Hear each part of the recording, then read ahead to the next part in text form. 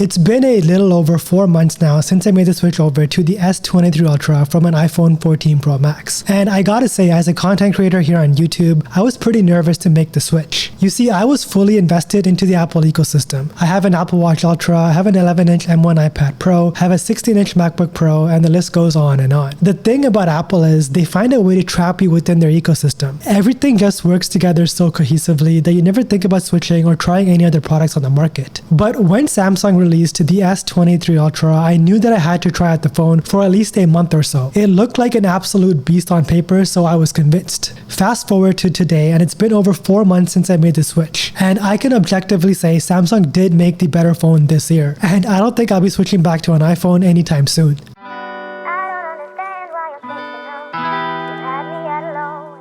How's it going, everyone? My name is RJ and this is the S23 Ultra. This phone has been in my pockets for over 4 months now, and after all the updates, this phone just keeps on getting better and better. I kid you guys not. In this video, I'll be taking you guys through my experience with the S23 Ultra, and I really want to encourage some iOS users out there to take the leap of faith and at least try out the S23 Ultra for at least 1 or 2 weeks. It's always good to try new things, whether that be a new workout routine, a new cuisine, or in this case, a new phone. By the way, if you guys are interested in any of the wallpapers showcased in this video, they're all a part of my brand new wallpaper pack, which you guys can pick up in the description below. I have to say, long gone are the days where an iPhone was objectively better than an Android flagship. The competition has caught up, and with the S23 Ultra, I can confidently say that this phone has surpassed the best that Apple has to offer this year. Samsung opted to shoot for the moon with the S23 Ultra, quite literally, and despite the controversy of AI-enhanced moonshots, it's still the best phone that you can use to take some stellar pictures of the moon. Despite all the controversy, this phone delivers in every which way possible. I know that a lot of big tech reviewers love praising FaceID as their favorite method of biometric authentication, but for myself personally, I'm a sucker for TouchID. TouchID on the S23 Ultra works flawlessly every time I need to get into my phone. I love the animation, I love the way the sensors light up, and I just love how quick and efficient it is. It even works flawlessly when my fingers are wet. Don't get me wrong, FaceID isn't terrible, but I just find it to be far too inconsistent, especially when you just want to get into your phone as quick as possible. Personally, I just don't like that extra step of bringing my phone to my face, waiting for it to authenticate, then to unlock my phone. In my opinion, an ultrasonic fingerprint scanner is the way to go on all smartphones. Despite the S23 Ultra only having a 0.1 inch bigger display than the iPhone 14 Pro Max, it does feel substantially bigger to use, and not in a negative way. The S23 Ultra is a tad bit lighter than the iPhone 14 Pro Max, but it's also packing more screen real estate, especially since the display is wider, taller, and there are no rounded edges. In the hands, the S23 Ultra feels a lot more comfortable to use. The iPhone 14 Pro Max's rounded edges don't feel as comfortable, especially during extended periods of usage. I consume a lot of content on my phone, whether that be YouTube, Netflix, Crave TV, whatever it is. I just enjoy the experience a lot more on the S23 Ultra. There is no intrusive pill-shaped notch forcing content around the screen. With the S23 Ultra, there is a slight curvature on the edges. I do wish the display was entirely flat like what's found on the iPhone, but honestly, I kinda gotten used to it. The S23 Ultra is rocking a 6.8-inch dynamic AMOLED panel with an 89.9% screen-to-body ratio, which makes watching content on this phone incredibly immersive. You can just get lost watching movies and shows with this phone. I've gotten this question plenty of times before, and I also made a Twitter thread about it, but I personally do not use screen protectors on my phone. I feel like screen protectors take away from the experience of touching glass, and I love the feeling of touching glass on my fingers with every interaction. And you know what? Surprisingly, even after 4 months with this phone without a screen protector on, there isn't a single scratch on it. So that Gorilla Glass is putting in some real work. However, I do use a case with raised edges to protect the display. And the case that I've been rocking since day one on my S23 Ultra is the Casetify Impact Case. Casetify is the sponsor of today's video, and let me tell you, these impact cases are legit. Whether you're Team iPhone or Team Samsung, you gotta get yourself a Casetify Impact Case. Now, I love Casetify because they let you customize your phone with a wide range of canvases, phrases, and even monograms. Casetify Impact Cases are not only protective, but they allow you to express your individuality. With impact cases, you get 8.2 feet of drop protection, and they do come certified with 4X military grade standard. And this to me is what's really important. They come with reinforced edge protection thanks to a tech that they use called EcoShock, which pretty much absorbs impact on a drop and then disperses that impact throughout the case, preventing your phone from getting damaged.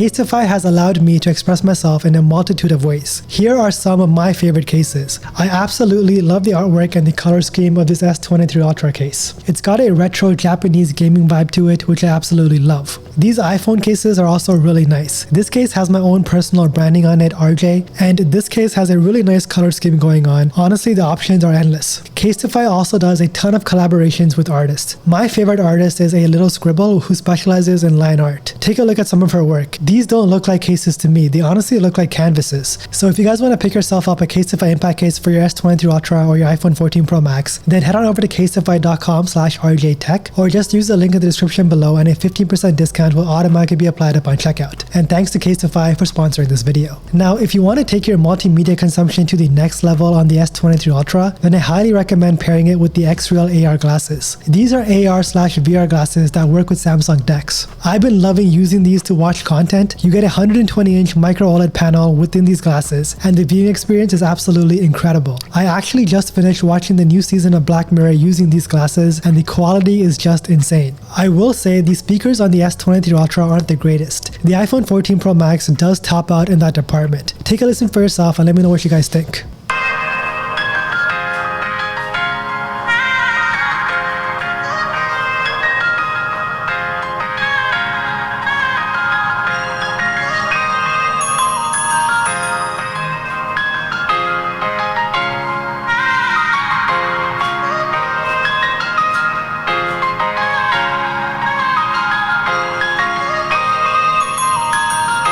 I personally don't like wearing any sort of headphones, so a good speaker setup is critical for me on any smartphone. I'm a tad bit disappointed, but I'll live. One of the biggest improvements I noticed almost immediately after I switched over is that the signal strength is so much better on the S23 Ultra. I don't know if this is a region-specific issue. I don't even know if you guys can relate to this. But for me, I've been getting some really good signal strength on this phone. With my iPhone, I would legit have to turn this phone on and off of airplane mode at least 4 times a day because the signal strength just wasn't there and I was dropping far too many important phone calls. With the better signal strength, I have to say the S23 Ultra objectively has the better battery life. This is the first time on an Android phone where I didn't have to worry about getting through an entire days of usage without a charger on hand. You can rest assured with the S23 Ultra, you'll get through an entire days of use no problem. And I do use 5G on this phone for about 90% of my day, and even after 4 months I haven't noticed any battery drop off. I also gotta say that the typing experience is much better on the S23 Ultra. I do use Gboard and I do find myself making a lot less mistakes, which in turn makes me a much faster and efficient typer.